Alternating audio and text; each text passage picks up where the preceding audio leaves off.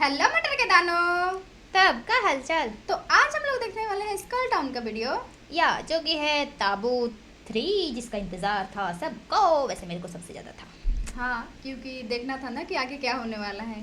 और वैसे जिसने भी पार्ट 1 और 2 नहीं देखा है वो जाइए और देखिए, या जो कि चैनल पे ही है। और हाँ, हम लोगों ने जो डॉल के साथ फोटो एडिट किया है उसका तो क्या ही कहना। नेक्स्ट लेवल के डॉल है। जो तो चलिए करते रहे क्या जो हम बोलते हैं हम करते हैं।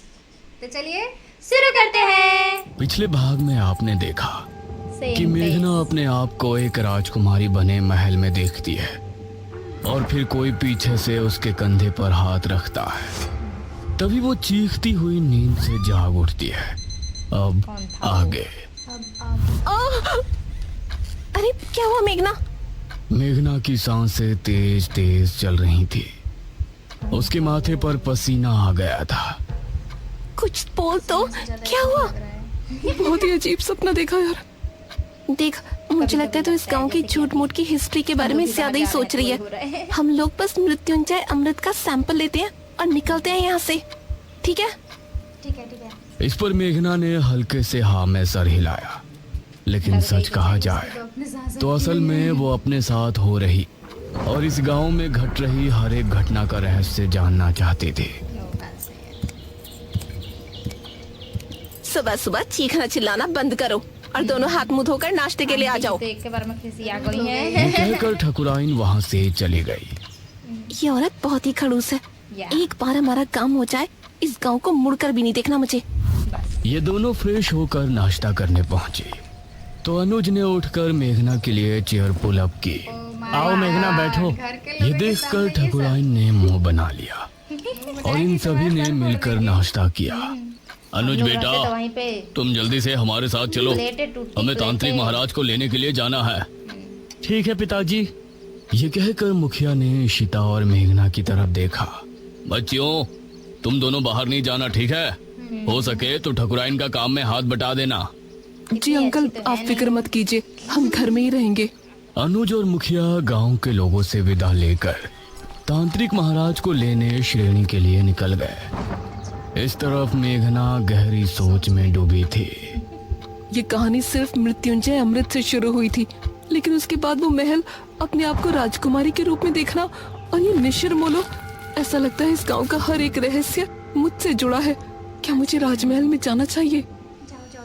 करीब 6 घंटे के सफर के बाद मुखिया और अनुज तांत्रिक महाराज के आश्रम पहुंचे, जहां उनका एक शिष्य बैठा हुआ था।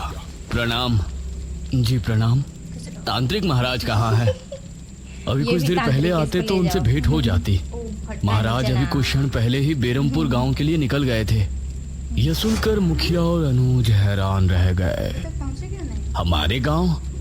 हम तो महाराज को लेने के लिए आए थे। हमारे आने से पहले ही वो कैसे निकल गए? उन्हें किसने सूचना दी कि हमें उनकी जरूरत है? बाबा का अपने हर एक शिष्य से गहरा संबंध है। उनको दूर बैठे ही उनके बारे में सब कुछ पता चल जाता है। धन्य हो तांत्रिक महाराज। इसका मतलब है कि उनको पहले ही आभास हो गया था कि छोटे तांत्रिक की मृत्यु हो गई है, इसीलिए वो हमारे गांव के लिए निकल गए। पिताजी, अब हमें भी चलना चाहिए। तांत्रिक महाराज तो हमसे पहले गांव पहुंच जाएंगे। हाँ बेटा, चलो। धन्यवाद। अनुज और मुखिया उसी समय वापस गांव आने के लिए निकल गए। इसी तरह दोनों का सफर में ही दिन गुजर गया। इस तरफ शाम होने पर गांव में डर का माहौल छा गया। सभी लोग चौक पर जमा हुए गांव के मुख्य द्वार की तरफ ही देख रहे थे। हे भगवान, मुखिया जी कहाँ रह गए? रात हो गई है, कहीं निशिर मोलो ना आ जाए। इसी तरह से 7 बजे का घंटा बजा और मौसम फिर से बदल गया। सभी ये देखकर डर गए। मेघना, इशिता और ठकुराइन भी सभी के साथ वहां खड़ी थी। तभी उन्होंने मुख्य द्वार से किसी के कदमों की आहट सुनी और धीरे धीरे आँख से साफ हुआ तो सामने से तांत्रिक महाराज आते हुए नजर आए। अरे, ये तो तांत्रिक महाराज हैं। उन्हें देखकर सभी लोग खुश हो गए। तांत्रिक महाराज की जय हो! तांत्रिक महाराज की जय हो! सभी ने तांत्रिक महाराज के आगे हाथ जोड़कर नमन किया। तांत्रिक महाराज, ये और मेरा बेटा अनुज कहाँ है? वही आपको लेने के लिए गए थे ना? ठाकुराइन, हमारे शिष्य की मृत्यु की सूचना हमें रात ही मिल गई थी, इसलिए हम स्वयं ही यहाँ आने के लिए निकल गए थे। अच्छा। उनसे हमारी भेंट नहीं हुई। हे भगवान, तो ये कहाँ रह गए? अब हम आ गए हैं। आप लोगों को डरने की जरूरत नहीं है। मुखिया और अनुज भी वापस आ ही जाएंगे। महाराज, आप जो भी करना है आप ही को करना है। जब तक ये और अनुज नहीं आ जाते, आप हमारे घर चलकर आराम कर लें। ठाकुराइन, हम तांत्रिक होकर बड़ी हवेली में नहीं रह सकते। आप लोग पुराने किले में हमारे ठहरने का प्रबंध कर दें। जैसा आप कहें महाराज। वही महल ये कहकर ठाकुराइन ने गांव के लोगों से कहा, आप सभी मिलकर पुराने किले की अच्छी से सफाई कर दें और वहाँ रोशनी का भी अच्छा इंतजाम कर दें। ये सुनकर गांव के कुछ आदमी किले की तरफ निकल गए। बाबा वहीं चौक पर बैठे रहे। उन्होंने आंखें बंद की और ध्यान मग्न हो गए। शायद वो सोच रहे थे कि आखिर कैसे निशिरमोलों से निपटा जाए, और मेघना के दिल में भी कई सवाल उठ रहे थे। वो भी सोच रही है। तकरीबन 1 घंटे तक किले की सफाई का कार्य चला और तभी अनुज और मुखिया भी वहां पहुंच गए। मुखिया जी सेफ हैं। शुक्र है आप आ गए जी। प्रणाम तांत्रिक महाराज। मुखिया की आवाज सुनकर तांत्रिक महाराज ने आंखें खोली। तभी गांव के आदमी भी वहां पहुंच गए। किले की सफाई हो चुकी है ठाकुराइन, अब तांत्रिक महाराज वहां ठहर सकते हैं। आप सभी हमारे साथ किले में चलिए। निशिरमोलो इतने सालों बाद कैसे वापस जाग उठे, ये जानने से पहले हम सभी को निशिरमोलो की पूर्ण कहानी को दोहराने की जरूरत पड़ेगी। अब सभी लोग मिलकर किले में पहुंचे। तांत्रिक महाराज एक ऊंचे टीले पर बैठे थे। किले में हर तरफ कहीं दीपक और दीवारों पर मशालें लगी थी जो वहां रोशनी उत्पन्न कर रही थी। मेघना अब तांत्रिक महाराज को बड़े गौर से देख रही थी, क्योंकि निशिरमोलो के बारे में जानने की उसकी उत्सुकता भी बढ़ रही थी। ये बात सन 1626 की है। उस समय हमारे नगर में महाराज विश्वजीत का शासन था। विश्वजीत की रानी का देहांत हो गया था और उनकी एक राजकुमारी थी, राजकुमारी मेघालय। महाराज, नगर में फैली महामारी अब और बढ़ चुकी है। अब इससे नहीं निपटा गया तो राज्य पूरी तरह से बर्बाद हो जाएगा। इस महामारी से निपटने का बंदोबस्त हम अवश्य करेंगे मंत्री जी। उसी समय एक आदमी वहां पहुंचा। महाराज की जय हो। जी, कौन है आप? महाराज, हम आपके पड़ोसी राज्य बल्लभगढ़ के राजा इंद्रसेन के दूत हैं। उन्होंने आपको शीघ्र ही मिलने बुलाया है। उनका कहना है कि आपके राज्य पर जो संकट आया है उससे निपटने में वो आपकी सहायता करना चाहते हैं। पिताश्री, हमें नहीं लगता कि वो हमारी इस महामारी से निपटने में कोई सहायता कर सकते हैं। हमें स्वयं ही कुछ करना पड़ेगा। समस्या गंभीर है राजकुमारी, हमें एक बार अवश्य ही उनसे मिलना चाहिए। हम आज रात ही उनके राज्य के लिए निकलते हैं। ठीक है पिताश्री, इस महामारी का जो भी हल निकले आप शीघ्र ही वापस आने की कोशिश करें, क्योंकि अगर आप इस बीमारी का इलाज नहीं ढूंढ पाए तो हमें ही कुछ करना होगा। अवश्य राजकुमारी। महाराज अपने रथ में बैठ बल्लभगढ़ के लिए निकल गए। रथ में उनके साथ सेनापति थे और 2 घोड़सवार सिपाही पीछे आ रहे थे। उनका रथ इस समय जंगल के रास्ते से गुजर रही थी। तभी अरे, ये क्या हुआ?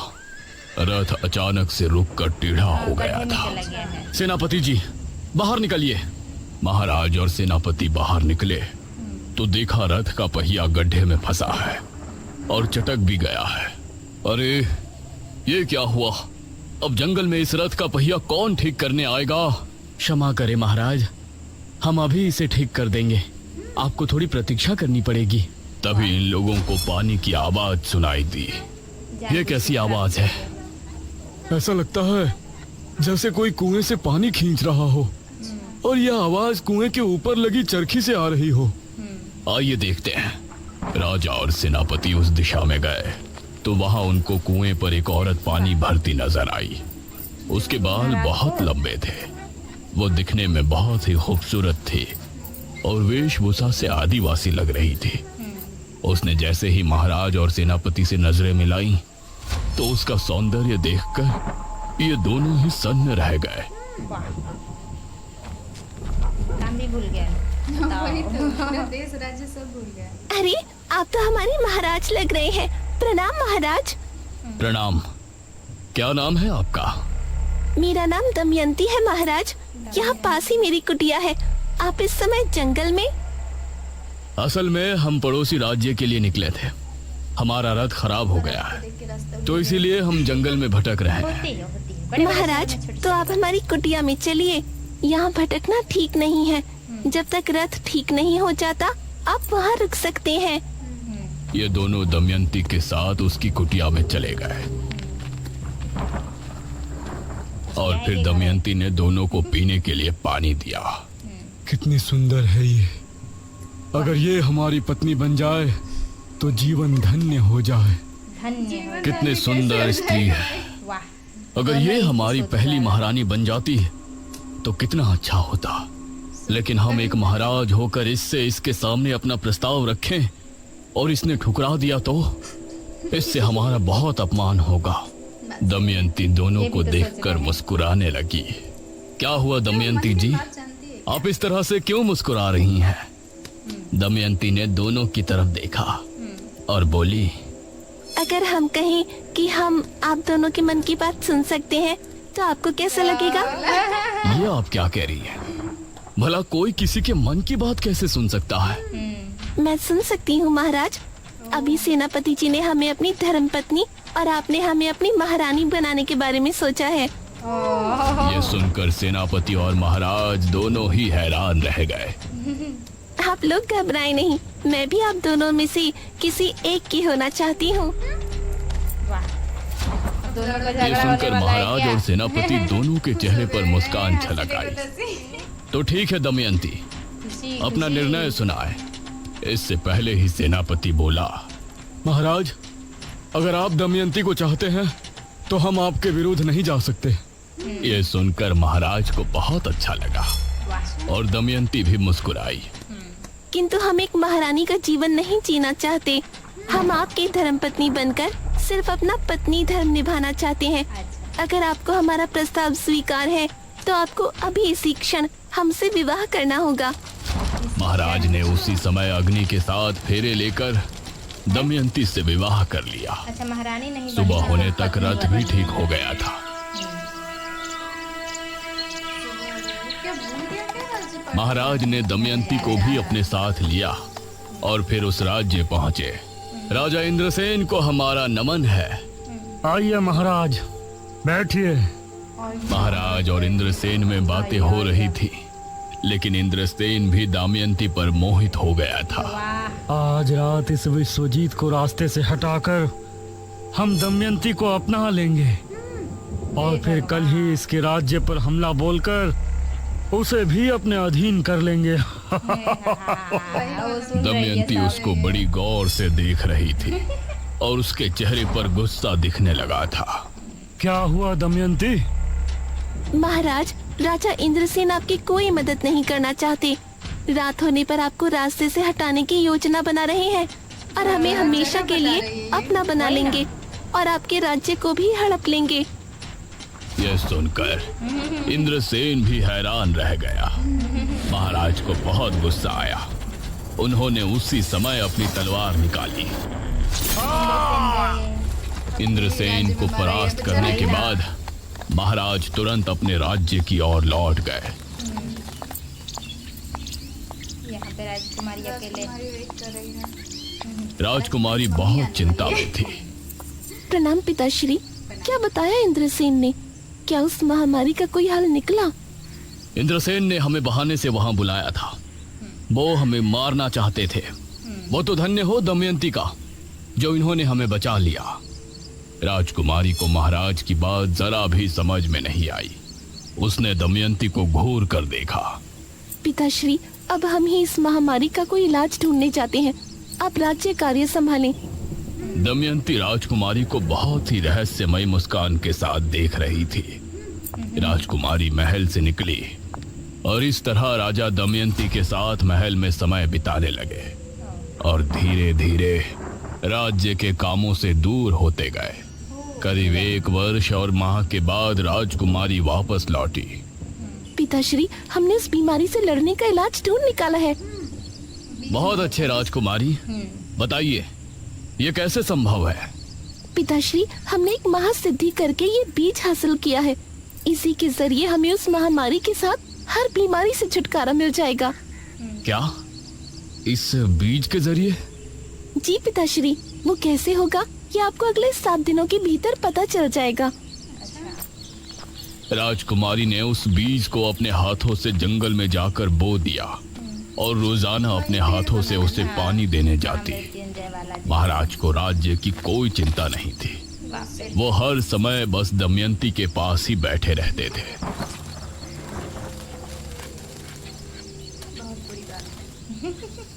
7 दिनों के बाद राजकुमारी महाराज, मंत्री और सेनापति को लेकर जंगल पहुंची। उन्होंने पाया कि पेड़ बहुत ही हरा भरा हो गया है और उससे हरे रंग का पदार्थ टपक रहा है। ये क्या चमत्कार है राजकुमारी? पिताश्री, ये मृत्युंजय अमृत है। इसकी 3 बूंद पीने से बड़े से बड़ा रोग दूर हो जाता है। हम इसके जरिए राज्य में फैली महामारी का खात्मा कर सकते हैं। वाह राजकुमारी, बहुत अच्छे। उसके बाद राजकुमारी ने अपने राज्य के सभी बीमार लोगों को वो मृत्युंजय अमृत देना शुरू किया और अगले 2 माह में वो महामारी राज्य से पूरी तरह से खत्म हो गई। राजकुमारी इससे खुश भी थी, लेकिन महाराज के दमयंती के करीब जाने और हर दम चिपके रहने से चिंता में भी थी। तभी एक दिन टेंशन में रहेगा, क्या होगा भाई राज्य का क्या होगा। एक दिन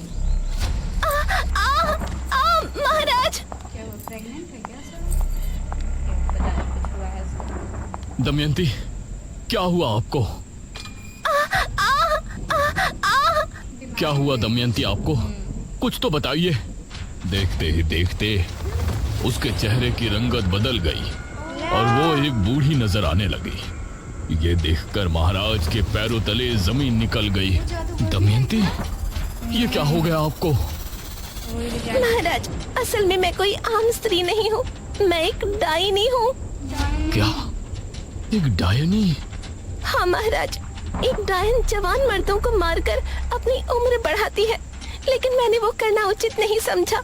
इसलिए आज जब मेरी आयु 100 वर्ष हो गई है तो मैं बूढ़ी हो गई हूँ। अब अगली एकादशी की रात मेरी मृत्यु हो जाएगी।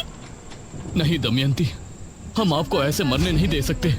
हमें आपके डायनी होने से कोई ऐतराज नहीं। आपको बचाने का कोई तो तरीका होगा। एक तरीका है महाराज, लेकिन बहुत ही मुश्किल कार्य है। हमें बताइए, हम आपको बचाने के लिए कुछ भी करेंगे। अगली एकादशी की रात तक 11 मुर्दों के खून से अगर हम स्नान कर लेते हैं तो हमारी जान बच जाएगी और हमारा सौंदर्य भी वापस लौट आएगा। महाराज ने अब दमयंती को बचाने का प्रयास शुरू किया। राज्य में जब भी किसी की मौत होती तो उनके घरों से उनकी लाश को उठवा लिया जाता था और इसी तरह 10 लाशों के खून से दमयंती को नहला दिया गया था। इससे परेशान होकर मंत्री ने राजकुमारी को सब बताया। राजकुमारी, राज्य में हाहाकार मचा हुआ है। महाराज दमयंती को जवान बनाने के लिए मृत लोगों के शव का अंतिम संस्कार नहीं होने दे रहे हैं। उनके शव को बुरी तरह से काटा जाता है और उनके खून से दमयंती स्नान करती है। इससे प्रजा बहुत क्रोध में है। क्रोध की बात तो है ही मंत्री जी। मृत्यु के बाद जल्दी अंतिम संस्कार न किया जाए तो ये मृतक और उसके परिजनों के साथ नाइंसाफी होती है। वो कभी भी मोक्ष के द्वार से होकर नहीं गुजर सकते। हम पिताश्री से इस विषय में बात करेंगे। जरूर करिएगा। मतलब ये क्या ऑब्सेशन है कि मतलब मुर्दे के खून से नहाना? बहुत लोगों राजकुमारी ने महाराज से बात की, लेकिन उनके सर पर दमयंती को बचाने का भूत सवार था। जो लोग पहले ही मर चुके हैं उनके शव को किसी के जीवन के लिए इस्तेमाल करना गलत नहीं है राजकुमारी। लॉजिकल बात है। गलत तब होता जब हम जिंदा लोगों की बलि देते। आप हमें रोकने की कोशिश ना करें। राजकुमारी महाराज के व्यवहार से बहुत चिंता में थी। बस एक ही तो बचा है। वही 10 गांव के तो लोग बचे भी हैं और अब एक ही इससे बचा है। छुटकारा चाहते थे। अरे बहुत हो गया, अब हम गांव के लोग महाराज का ये अत्याचार नहीं सहेंगे। हाँ, हमारे मृतकों को हक है कि उनका अंतिम संस्कार किया जाए। लेकिन हम लोग महाराज से कैसे लड़ेंगे, कैसे रोकेंगे उनके सिपाहियों को? एक उपाय है, जब भी गांव में किसी की मृत्यु होगी तो हम कोई भी शोक समारोह नहीं करेंगे। इससे महाराज के सिपाहियों को किसी भी मौत की खबर नहीं होगी। आधी रात के समय हम में से 4 लोग उस शव को ले जाकर चुपचाप शमशान में उनका अंतिम संस्कार कर दिया करेंगे। सिर्फ 4 लोग, बाकी सभी अपने अपने घरों में शांतिपूर्ण होंगे। गांव के लोगों को यह सुझाव अच्छा लगा। उन्होंने गांव के 4 आदमियों को नियुक्त किया। उस समय अर्थी को कंधा देने वाले लोगों को मोला कहा जाता था।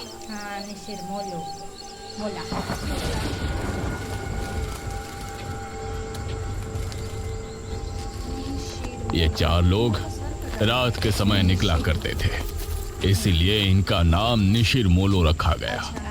अब जब भी कोई मृत्यु होती तो 4 कथई लिबास वाले आदमी निशिर मोलो बन के उस शव को कंधा देते और उसका चुपचाप अंतिम संस्कार करके वापस गांव को लौट आते। समझ नहीं आ रहा, पूरे 15 दिन हो गए, अभी तक किसी के घर कोई मृत्यु नहीं हुई है। ऐसा कैसे हो सकता है? अगले दिन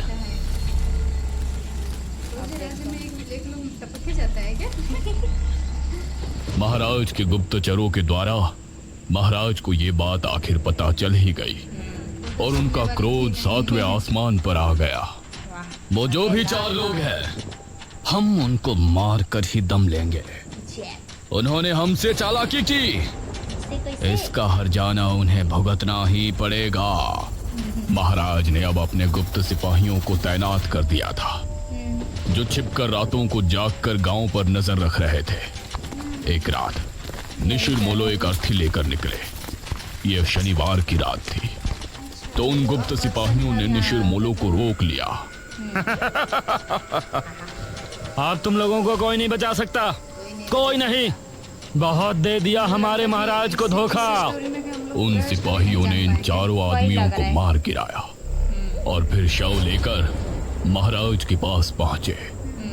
उस शव को दमयंती के कक्ष में पहुंचा दिया गया और सुबह होने पर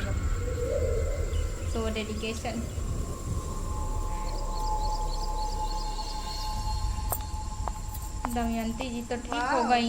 दमयंती कक्ष से बाहर निकली अपने उसी खूबसूरत जवान अवतार में। उसे देखकर महाराज ने उसे भरी सभा में गले लगा लिया। दमयंती की आंखों में एक रहस्यमयी चमक थी, जैसे कि वो कुछ छिपा रही है। पता है वो लाश के खून से नहीं नहाते होगे, मुझे लगता है खाती है, खा जाती है। मुझे भी वही लग रहा है। लेकिन अब निशिर मोलो की आत्मा गांव में भटकने लगी थी। वो 4 आत्माएं अपने कंधे पर ताबूत उठाए हर शनिवार की रात गांव में भटकती थी।